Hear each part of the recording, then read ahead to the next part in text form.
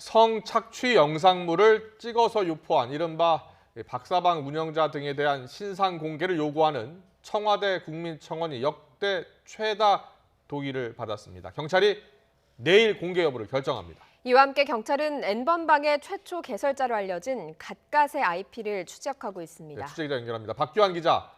네, 사회부입니다. 네, 박사방 운영자의 신상을 공개하자 이런 요청, 국민청원이 220만 명을 넘어섰다고요?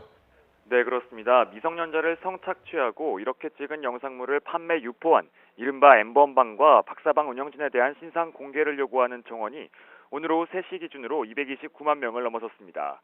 청와대 국민청원에서 역대 가장 많은 동의를 얻은 겁니다. 여기에 26만 명 정도로 알려진 N번방 가입자 전원의 신상을 공개하라는 청원에도 158만 명이 동의했습니다.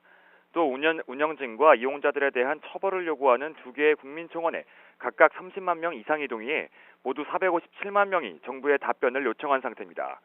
국민청원은 20만 명이 이상이 동의할 경우 청와대가 답변 얻도록 되어 있는데 이를 크게 웃돌고 있습니다. 앞서 이른바 갓갓이라는 이름의 운영자가 성착취 동영상 공유 대화방인 N번방을 처음 만든 것으로 알려졌는데요. 이후 박사라는 닉네임을 사용하는 조모 씨가 유사한 형태의 대화방을 운영하다 경찰에 적발돼 구속된 상태입니다. 경찰은 우선 내일 박사방 운영자 조 씨의 신상 공개 여부를 결정할 예정입니다. 서울지방경찰청은 내일 경찰 내부위원 3명과 외부위원 4명으로 구성된 심의위원회를 개최하는데요. 공개가 결정된다면 성폭력 범죄로는 첫 사례입니다. 경찰은 공개가 결정되더라도 얼굴과 이름 등 수준과 방식에 대한 구체적인 논의가 필요하다고 설명했습니다. 공개에 앞서서 검거와 조사가 선행돼야 하는데요. 경찰이 100여 명을 붙잡았다고요.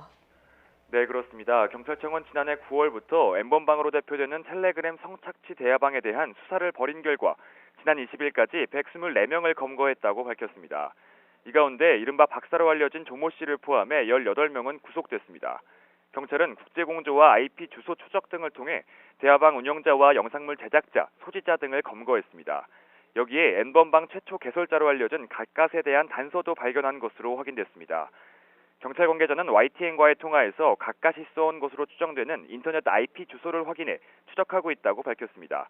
다만 이 관계자는 인터넷 IP는 한 사람이 아닌 여러 사람이 공동으로 쓸 수도 있어서 유력 용의자를 특정했다고 보긴 어렵다고 설명했습니다. 또 다른 관계자는 운영자 갓갓을 빼고는 공범이나 다운로드를 받은 사람은 상당 부분 검거했다고 덧붙였습니다. 이와 함께 불법 촬영을 교사하거나 방조한 참여자 그리고 단순 시청자 등에 대해서도 특정될 경우 최대한 조사할 방침이라고 말했습니다. 지금까지 사회부에서 전해드렸습니다.